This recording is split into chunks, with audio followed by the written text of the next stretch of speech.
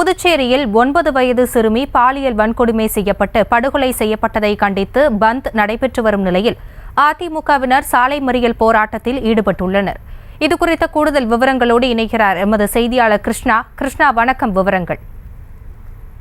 புதுச்சேரியில் சிறுமி பாலியல் வன்கொடுமை செய்யப்பட்டு படுகொலை செய்யப்பட்ட சம்பவம் புதுச்சேரியில் பரபரப்பை ஏற்படுத்திய நிலையில அதிமுக மற்றும் இந்திய கூட்டணி கட்சி சார்பில் இன்று பந்து போராட்டம் அறிவித்தனர். அதனைத் தொடர்ந்து இன்று காலை முதல் மாலை 6 மணி வரை இந்த பந்து போராட்டம் நடைபெற்று வருகிறது. மேலும் அனைத்து பகுதியிலும் உள்ள கடைகள் அனைத்தும் சாத்தப்பட்டுள்ளது.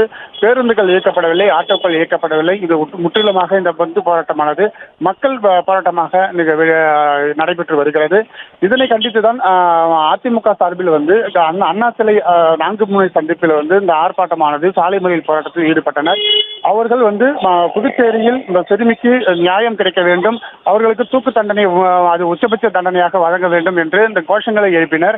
மேலும் இந்த போதைப் பொருளை கட்டுப்படுத்த அரசு நடவடிக்கை எடுக்க வேண்டும், அப்படி நடவடிக்கை எடுக்கவில்லை என்றால் தங்களுடைய போராட்டம் தொடரும் என்றும் அவர்கள் சாலை மறியல் போராட்டத்தில் ஈடுபட்டனர். இதனை அடுத்து காவல்துறையினர் அவர்கள் அனைவருமே அதிமுக சார்ந்த 100க்கும் மேற்பட்டவரை போலீசார் கைது செய்து அழைத்து சென்றுள்ளனர்.